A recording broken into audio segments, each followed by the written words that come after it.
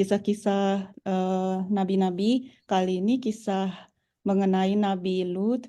eh, Kisah Nabi Lut ini terutama sangat sangat mengena mungkin ya buat kita yang tinggal di negara dominan LGBT digaung-gaungkan. Mudah-mudahan kita bisa mendapatkan pelajaran dan juga sebagai pengingat buat kita semua dari cerita yang akan kita baca hari ini. Sebelumnya kita mulai dengan mengucapkan Bismillah. Bismillahirrohmanirrohim. Saya, Bismillahirrahmanirrahim. saya share screen ya Bu Ibu.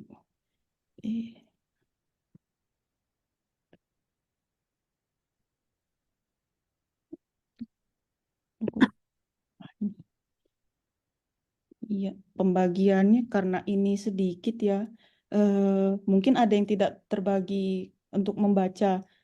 Jadi nanti saya langsung panggil aja namanya ya. Saya mulai dulu bagian awalnya dari saya. Bismillahirrahmanirrahim. Mengenai Nabi Lut, Sallallahu Alaihi Wasallam, sebagaimana dijelaskan bahwa Nabi Lut adalah keponakan Nabi Ibrahim alaihissalam.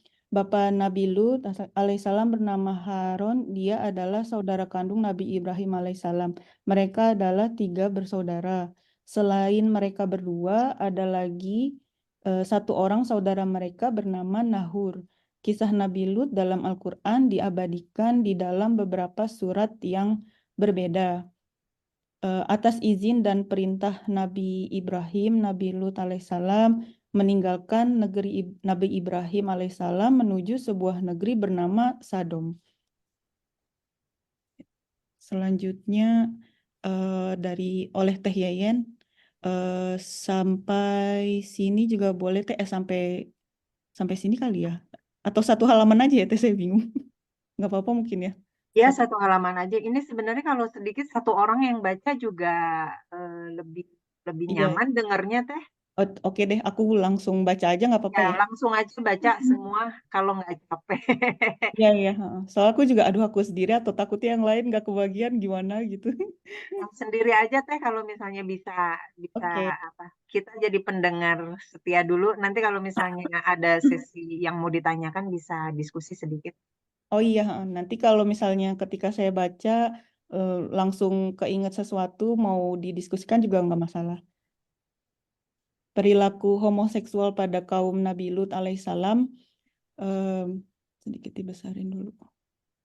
Enggak, cuman setengah. Setengah ya Bu ya? Oh, ya, itu. udah. Biar setengahnya kelihatan semua dulu ya. Kelihatan ya Bu ya? Ya udah, makasih. Perilaku homoseksual pada kaum Nabi Lut alaihissalam. Penduduk negeri ini terkenal dengan perbuatan buruk dan kotor. Mereka suka merampok, berkhianat kepada sesama teman, melakukan berbagai bentuk kemungkaran dengan ucapan dan perbuatan di tempat-tempat perkumpulan mereka. Selain itu, mereka juga adalah kaum yang ingkar dan kufur kepada Allah Ta'ala. Kaum Nabi Lut alaihissalam terkenal dengan perbuatan kotor yang belum pernah dilakukan umat manusia sebelumnya, yaitu homoseks. Orang laki berzina dengan sesama laki-laki.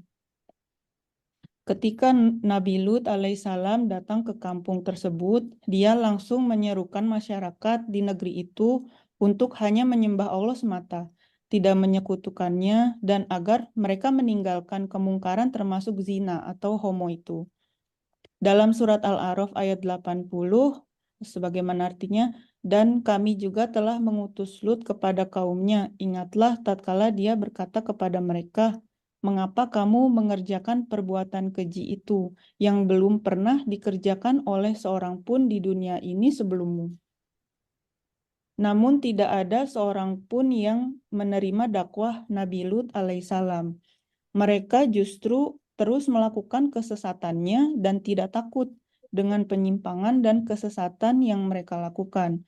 Bahkan mereka mengancam akan mengusir Nabi Lut alaihissalam dan keluarganya dari kampung mereka.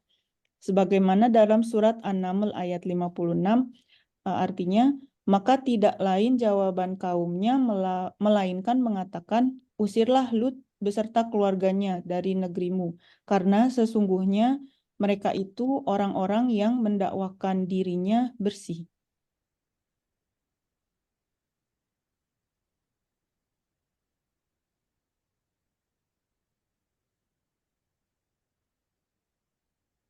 Bahkan lebih dari itu, mereka menantang Nabi Lut alaihissalam untuk mendatangkan azab Allah apabila dia adalah orang yang benar. Dalam surat Al-Ankabut ayat 29, maka jawaban kaumnya tidak lain hanya mengatakan, datangkanlah kepada kami azab Allah jika kamu termasuk orang-orang yang benar. Maka ketika itu Nabi Lut alaihissalam memohon kepada Allah agar dirinya dimenangkan atas orang-orang zalim tersebut.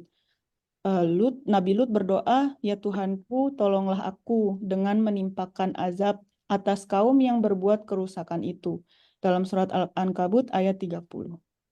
Kemudian selanjutnya mengenai proses turunnya azab Allah.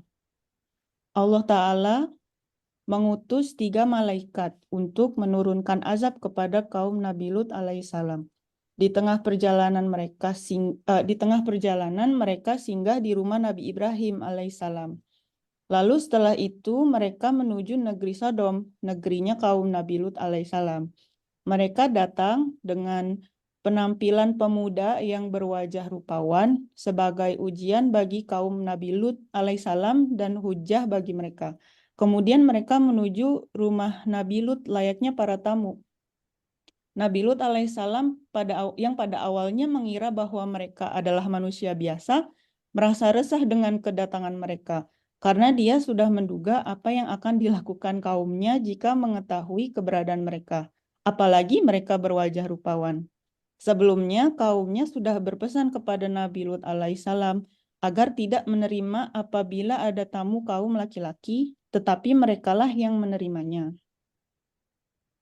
Dan tatkala datang utusan-utusan kami, para malaikat itu, kepada Lut, dia merasa susah karena kedatangan mereka, dan merasa tidak punya kekuatan untuk melindungi mereka. Dan mereka berkata, janganlah kamu takut dan jangan pula susah. Sesungguhnya kami akan menyelamatkan kamu dan pengikut-pengikutmu kecuali istrimu. Dia adalah termasuk orang-orang yang tertinggal atau dibinasakan. Al-Ankabut ayat 33.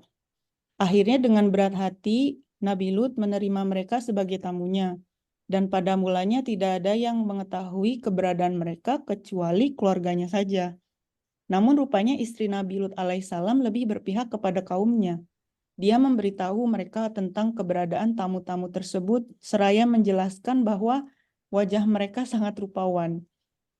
Lalu kaumnya segera mendatangi Nabi Lut untuk menuntutnya agar menyerahkan tamu-tamu itu kepada mereka. Dalam surat Al-Hud ayat 78, dan datanglah kepadanya kaumnya dengan bergegas-gegas. Sejak dahulu mereka selalu melakukan perbuatan-perbuatan yang keji. Nabi Lut alaihissalam mengingatkan mereka bahwa wanita-wanita mereka lebih suci untuk mereka daripada sesama laki-laki. Dia juga mengingatkan mereka untuk bertakwa kepada Allah, sekaligus meminta mereka agar tidak mengganggu tamunya. Dalam surat Al-Hud ayat 78, Lut berkata, hai kaumku, inilah putri-putriku, mereka lebih suci bagimu. Maka bertakwalah kepada Allah dan janganlah kamu mencemarkan namaku terhadap tamuku ini. Tidak adakah di antaramu seseorang yang berakal? Dengan ketus, kaum Nabi Lut alaihissalam menjawab bahwa mereka tidak butuh wanita. Mereka mengatakan bahwa Nabi Lut sendiri tahu apa yang mereka butuhkan. Wow. Para ahli tafsir menceritakan bahwa ketika itu Nabi Lut alaihissalam menahan mereka untuk masuk ke rumahnya dengan menutup pintu, sementara mereka berupaya membukanya dan masuk ke dalamnya. Di balik pintu itu, Nabi Lut alaihissalam mengingatkan dan melarang mereka dengan segala harap. Namun ketika didapati bahwa kaumnya keras kepala, Nabi Lut alaihissalam pun berkata,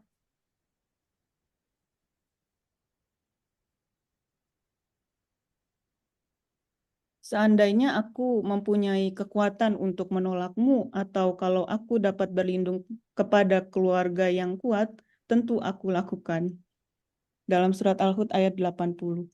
Maksudnya adalah bahwa seandainya dia memiliki kekuatan dan pendukung untuk mengalahkan mereka atau mengalahkan kaum Nabi Lut, niscaya dia akan menimpakan azab kepada mereka. Maka ketika itu para malaikat tersebut memberitahu Nabi Lut alaihissalam tentang jati diri mereka. Hai Lut, sesungguhnya kami adalah utusan-utusan Tuhanmu. Sekali-sekali mereka tidak akan dapat mengganggumu. Dalam surat Al-Hud ayat 81. Lanjutan dari ayat sebelumnya. Diriwayatkan bahwa malaikat Jibril kemudian keluar menemui mereka. Lalu salah satu sayapnya dia pukulkan ke wajah mereka hingga mata mereka buta. Bahkan ada yang mengatakan bahwa mata mereka hilang sama sekali tidak berbekas. Sehingga mereka meraba-raba ke sana kemari namun mereka tetap membangkang dan mengancam para malaikat tersebut keesokan harinya. Dan sesungguhnya mereka telah membujuknya agar menyerahkan tamunya kepada mereka, lalu kami butakan mata mereka, maka rasakanlah azabku dan ancaman-ancamanku. Dalam surat Al-Qamar ayat 37. Kemudian pada malam itu pula para malaikat tersebut memerintahkan Nabi Lut alaihissalam dan keluarganya, kecuali istrinya, untuk keluar dari negeri tersebut di akhir malam, dengan pesan agar mereka jangan menoleh apabila mendengar suara, karena Allah akan menurunkan azab kepada mereka di waktu paginya. Sebab itu pergilah dengan membawa keluarga dan pengikut-pengikut kamu di akhir malam, dan janganlah ada seorang pun di antara kamu yang tertinggal, kecuali istrimu. Sesungguhnya dia akan ditimpa azab yang menimpa mereka, karena sesungguhnya saat jatuhnya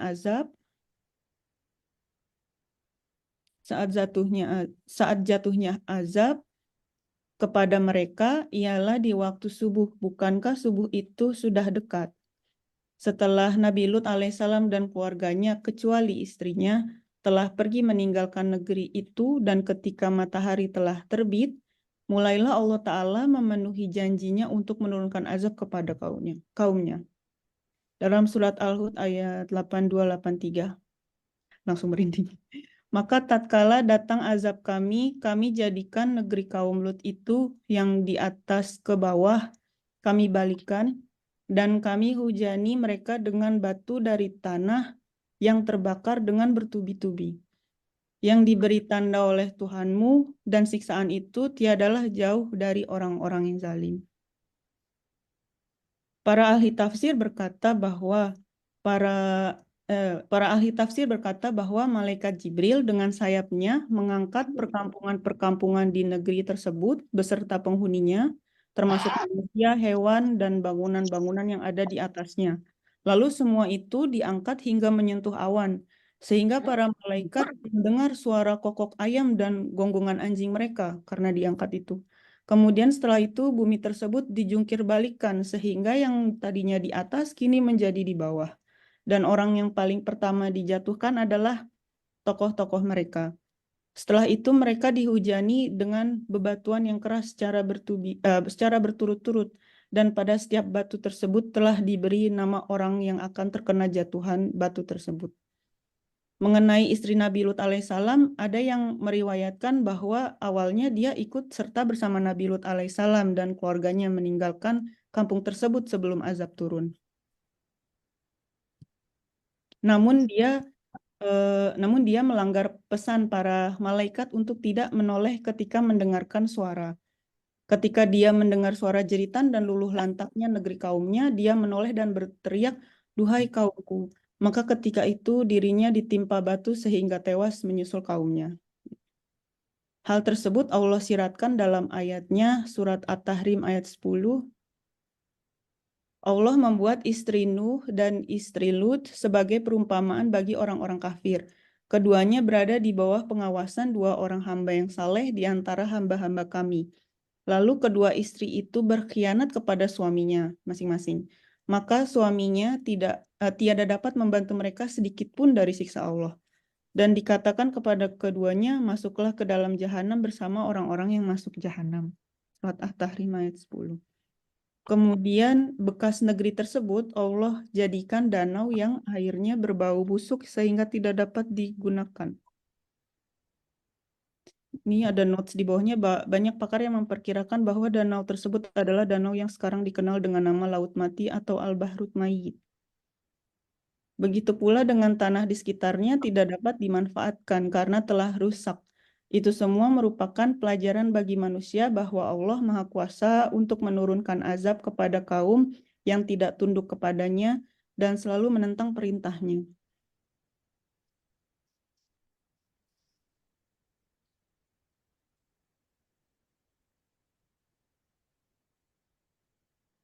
Hukuman bagi pelaku homoseksual.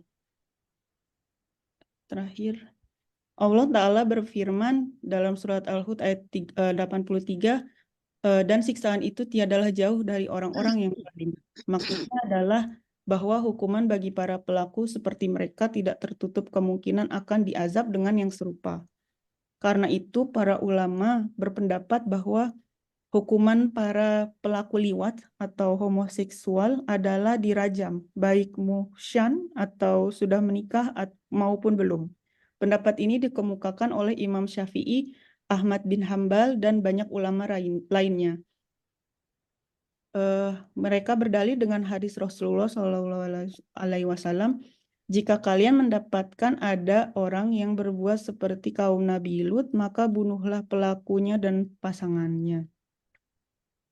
Sedangkan Abu Hanifah berpendapat bahwa pelaku seperti kaum Nabi Lut alaihissalam dibawa ke bukit kemudian dilempar dan dihujani batu, sebagaimana azab yang pernah menimpa kaum Nabi Lut alaihissalam.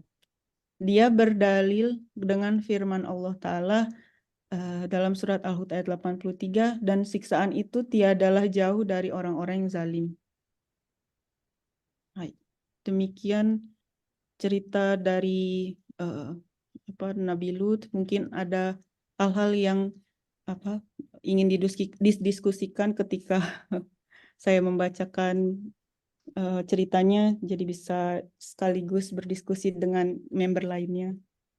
Ya, Bagaimana? saya kira Bismillah. Saya kira ada kata sodomi atau sodom dalam bahasa Indonesia atau Perancis. Mungkin asalnya dari kata nama kota Sodom itu ya. Iya ya Bu ya. Nama ini ya Bu, Sodom. Ya, mungkin ya.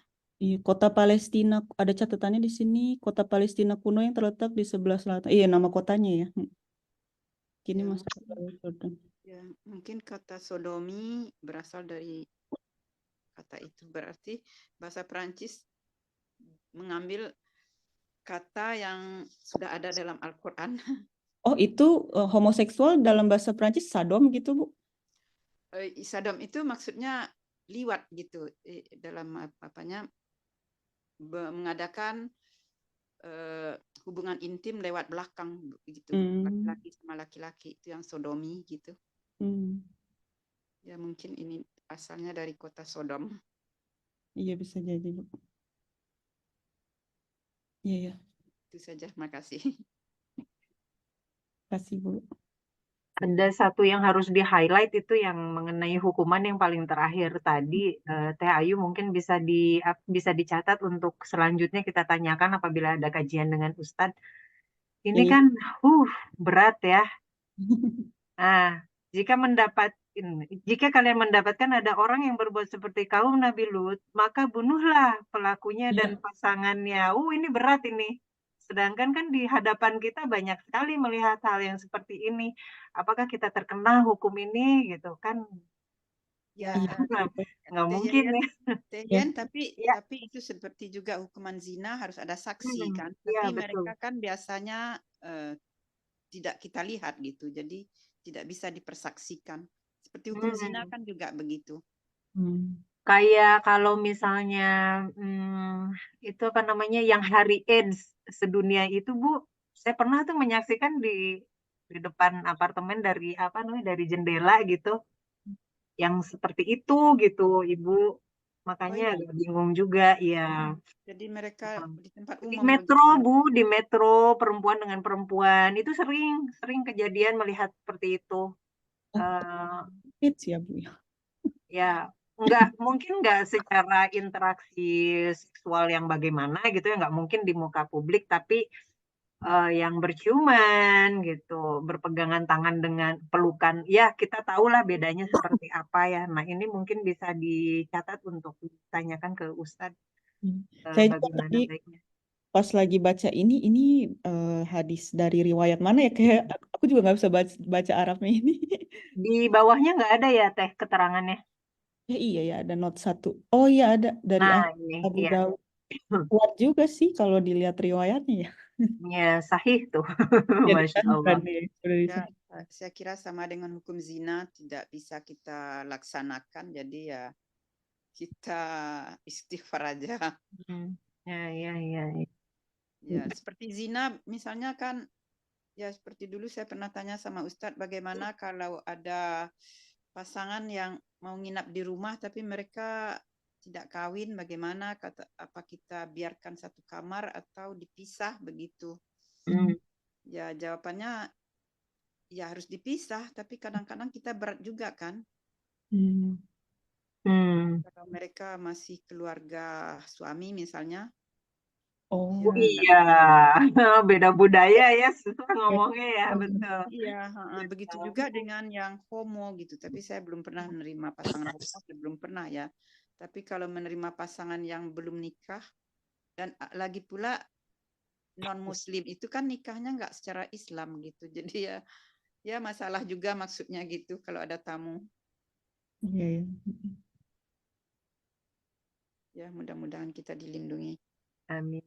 Amin. Ya insya Allah Ya, nanti ya, susah juga ya di sini ya, ada tamu dan sebagainya gitu ya. Namanya beda tradisi ya, beda kultur ya. Iya, dan kita berinteraksi dengan keluarga-keluarga non-Muslim gitu. Masalahnya. Ya tuh harus ditanyakan Bu Ida tuh sama Ustadz nanti kalau ada kajian. Saya udah pernah nanyakan, katanya memang harus dipisah, tapi ya enggak mungkin kan. Tapi kalau sekarang saya udah bebas loh, saya nggak terima tamu pasangan lagi. Kalau di rumah sih sama suami, kalau ada yang pasangan bukan Muslim biasanya nggak nawarin buat nginep. Tapi emang kalau keluarga susah ya Bu ya. Saya juga baru kepikiran ya juga ya.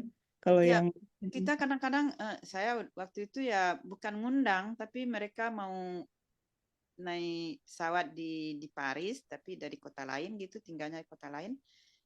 Ya nggak bisa saya menolaknya. Saya cuma Tapi Bu ya, istighfar.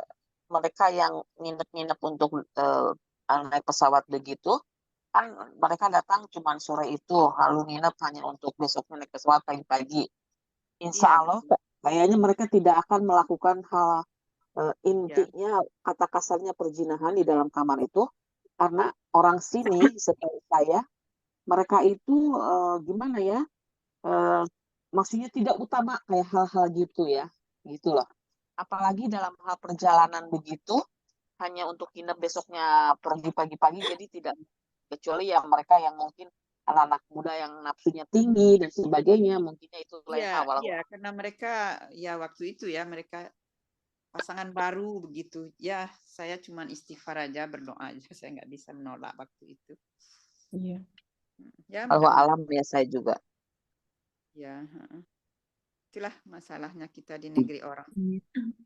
Lakukan apa semaksimal yang bisa kita lakukan, selanjutnya hanya bisa tawakal kepada Allah ya. Iya. Ya, tapi sebenarnya ya kalau iman kita kuat, kita akan bisa bisa mengatakan tidak gitu. Tapi ya bagaimana ya? Atau diajak diajak ngobrol supaya nggak masuk ke kamar gitu Bu, yang perempuan ya. Karena gini Bu, kadang Allah menghadirkan suatu kejadian ke hadapan kita itu mungkin agar kita bisa menunjukkan adab kita sebagai muslimah gitu ya, dan diharapkan mungkin jadi bisa berdakwah bilhal gitu Bu. Mungkin ada maksud di situ juga, karena kan Allah nggak mungkin menghadirkan suatu kejadian tanpa maksud tertentu gitu. Bisa jadi itu. Jadi mungkin bisa kita akalin dengan ngajak ngobrol terus yang perempuannya gitu sampai dia capek banget gitu untuk ngapa-ngapain Ya, atau enggak gimana gitu. mudah-mudahan untuk keluarga-keluarga campuran yang sekarang masih ada gitu, mudah-mudahan jadi peringatan, jadi pelajaran, dan ya supaya seperti kata Teh Yayan gitu bisa jadi kuat untuk melaksanakannya gitu. Kalau saya ya udah berlalu, ya saya cuman istighfar aja. Alhamdulillah. Makasih. Pengalaman buat kita ya Bu ya. Ya. Nggak terpikir. Pengalaman Ibu buat kita sebagai masukan. Iya. Ada Mudah-mudahan kita 15 dilindungi menit. Allah. Masih ada 15 menit. Ini ibu-ibu mau lanjut berdiskusi apa bagaimana Teh Yayan? Silakan yang Berarti lain itu kali apabila ya, ada. Ya gimana Teh karena nanti? ada dari dulu kali ya Teh Hen ya. Jadi kayak apa itu namanya hukum karma apa gimana sih? Apa karena dari dulu ada kaum Lut ini yang homoseksual sampai sekarang akhirnya LGBT itu ada gitu, mungkin karena turunan apa gimana ya? Itu biasanya karena sejarah itu berulang ya, Teh. Jadi misalnya hanya untuk sebagai pembuktian Al-Quran sebetulnya. Pembuktian Al-Quran bahwa Al-Quran itu kan bersifatnya untuk sepanjang zaman gitu ya. Itu terkadang sama Allah memang dihadirkan kembali untuk sebagai pelajaran bagi kita semua.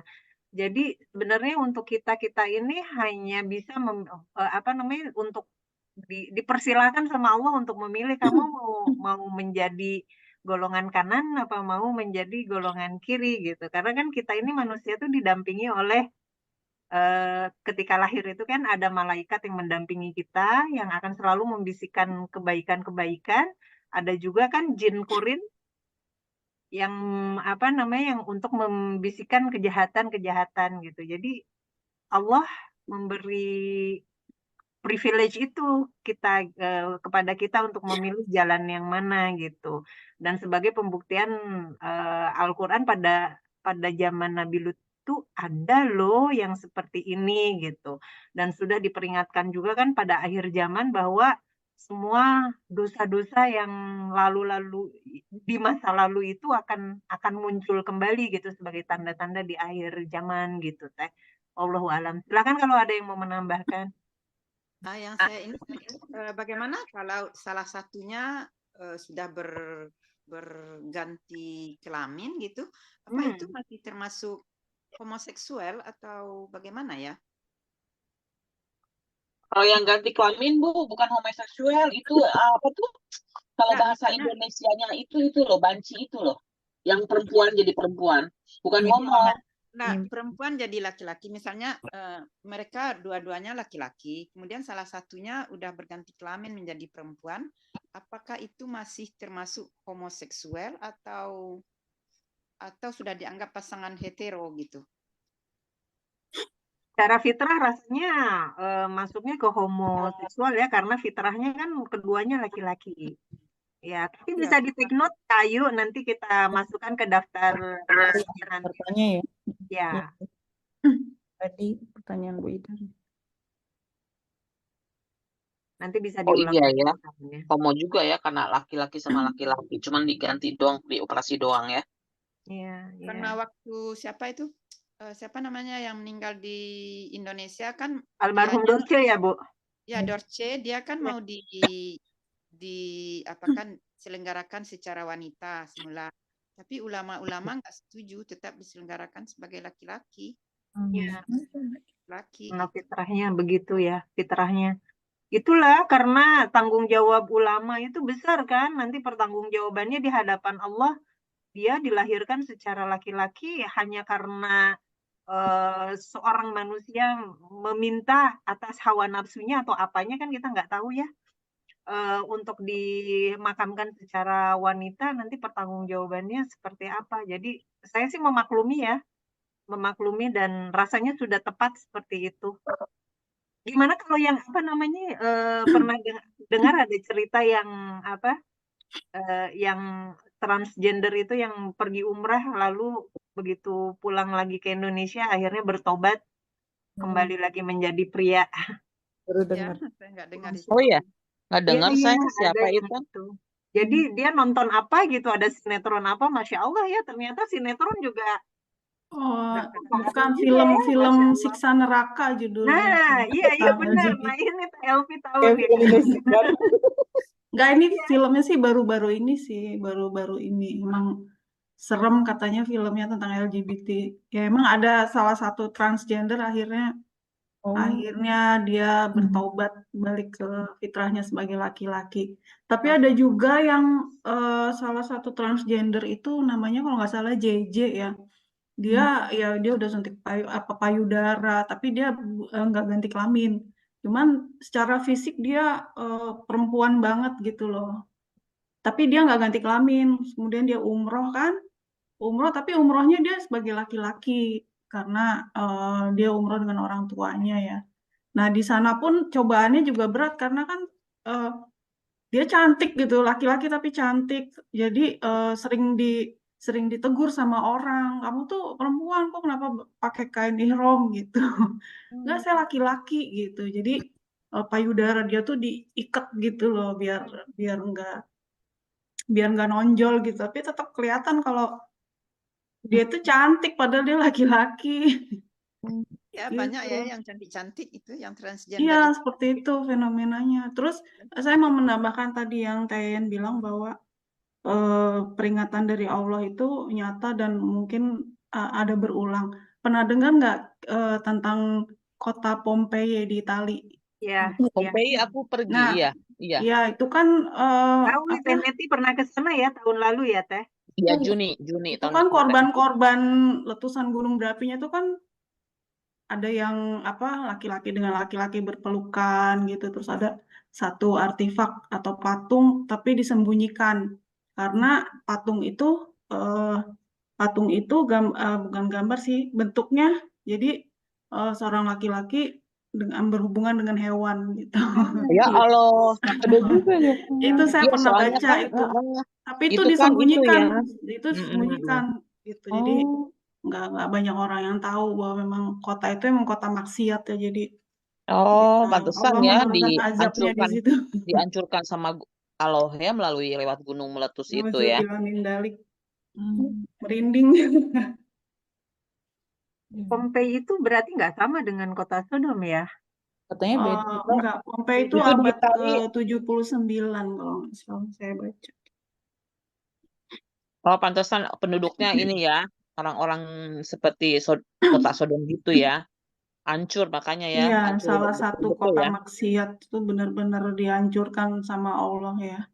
Palestina kuno ya, Sodom, kota Palestina kuno.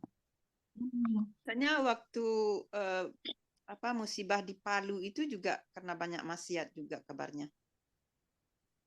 Di Palu tahun lampau atau tahun sebelumnya. Yang likuifaksi ya Bu gempa. Ya walau sih karena maksiat tuh di mana-mana sih ada ya. Iya ya. Ya, Di tapi seluruh katanya dunia waktu itu ada. ada pesta maksiat begitu. Iya. Tapi kita nggak bisa, saya nggak. Apa kayak kita maksiat enggak ya? Kadang saya misalkan, ini bau banget badannya, misalkan lagi di metro, itu kita apa ya? Kadang saya astagfirullahaladzim gitu loh. Tapi suka ada begitu, apa itu termasuk apa ya? Teteh sedikit tentang dosa, Teh. Kalau dosa itu kan ada tingkatannya ya, ada tingkat masih dalam hati, itu yang celutukan-celutukan dalam hati itu kalau di sisi Allah sudah berupa dosa sebetulnya.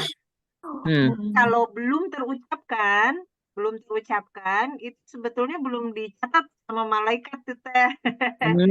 Ya. Tapi di sisi Allah sudah berupa dosa itu, karena kan Allah kan memandang hati kita kan, Allah tahu segala. Tapi jangan segala sampai sesuatu. diucapkan aja dulu dosa, Ya. kita ampun ya. Itu Dosa kecil lah ya kali ya itu ya, ya, masih insya Allah masih bisa kita istighfar diistighfari. itu mungkin ya udah. Ini pengalaman kakak saya waktu dia naik haji ya, mengenai bau ini. Itu dia sholat di dekat orang yang badannya bau gitu. Jadi dia ya jengkel dalam hati, katanya sholat sesudahnya dia dikelilingi semua oleh orang yang bau gitu. Masya Allah, Masya Wah, Allah. Pengalaman pribadi Ya, kakak saya.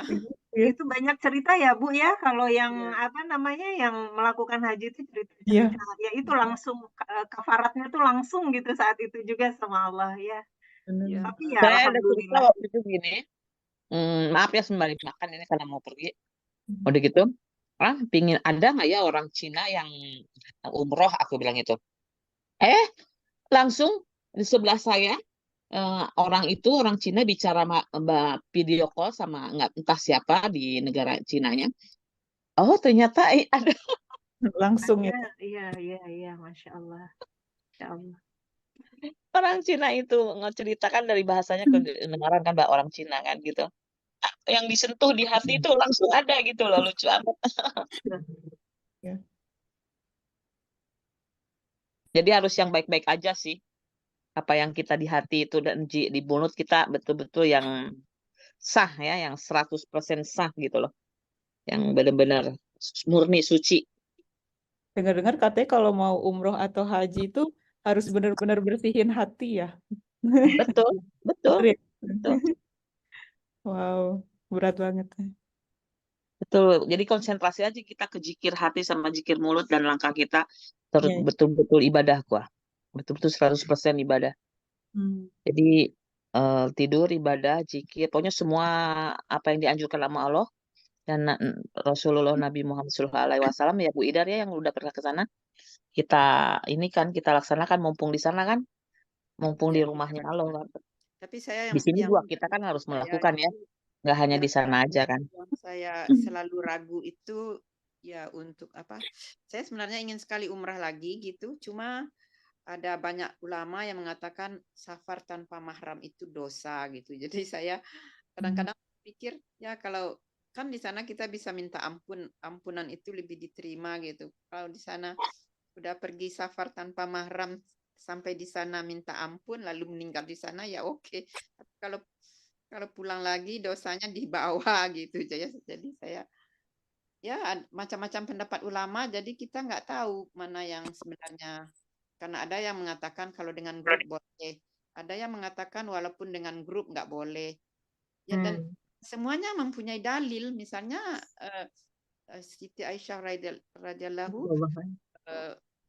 umrah dengan tanpa mahram gitu. Itu dalil yang membolehkan gitu. Tapi ya yang tidak membolehkan juga ada. Saya masih pikir-pikir Terus gitu. suami saya jawab tuh Bu, saya bacakan dalil itu. Katanya kan itu Rasulullah sudah meninggal. Kalau kamu kan suaminya masih ada katanya.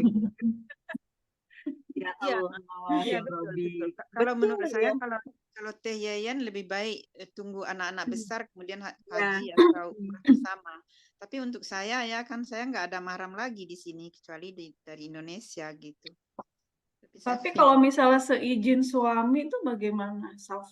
Kita safar tapi suami membolehkan gitu. Kayaknya boleh banget kali ya kalau seizin suami ya. Enggak, kalau menurut yang saya tanya gitu, suaminya juga ikut berdosa karena membolehkan. Itu sebagian ulama ya. Karena itu sebagian ulama ya.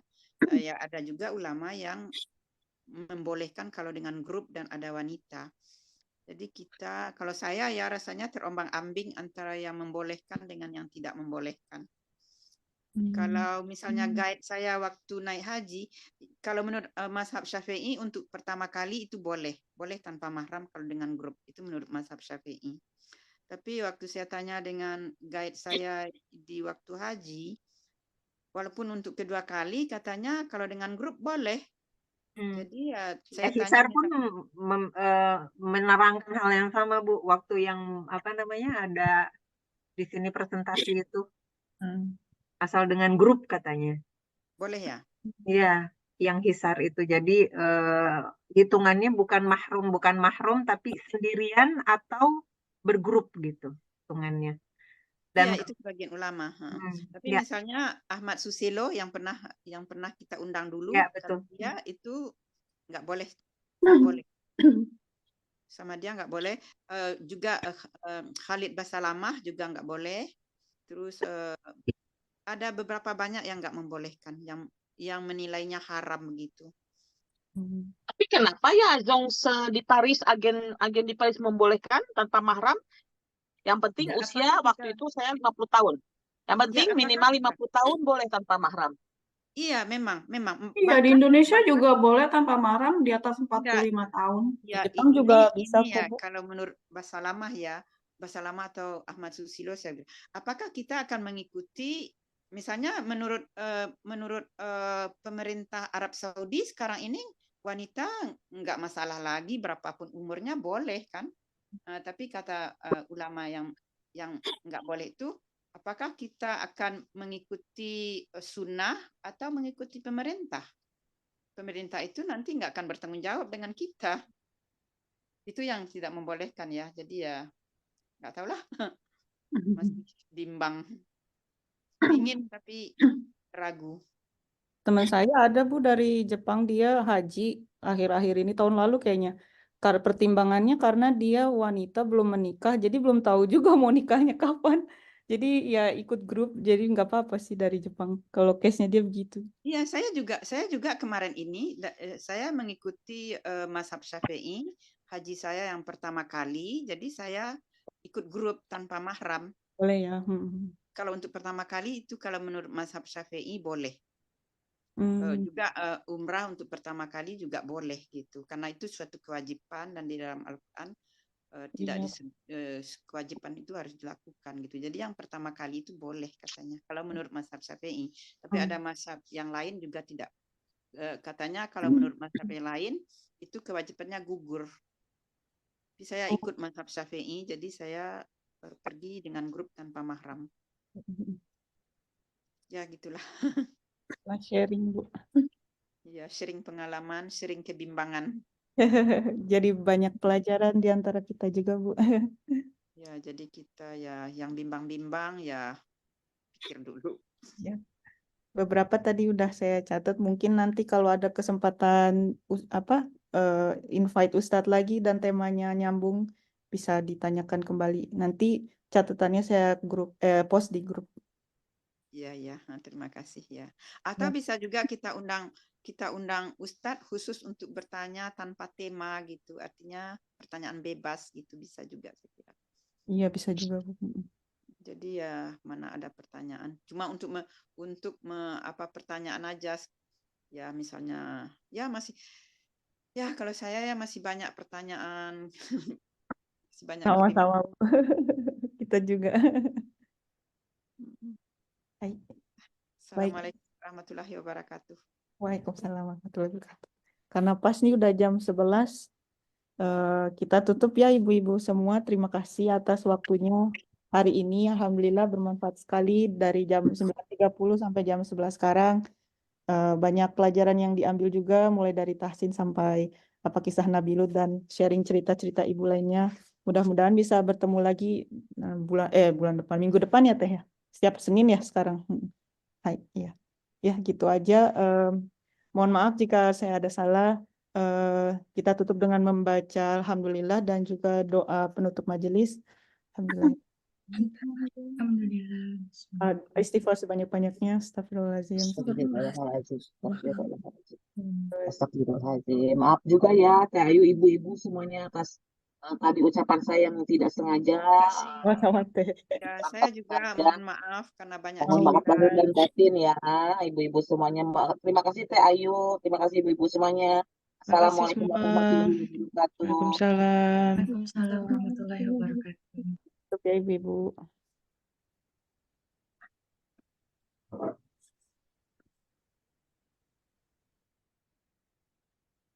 Izin saya tutup Zoom meetingnya.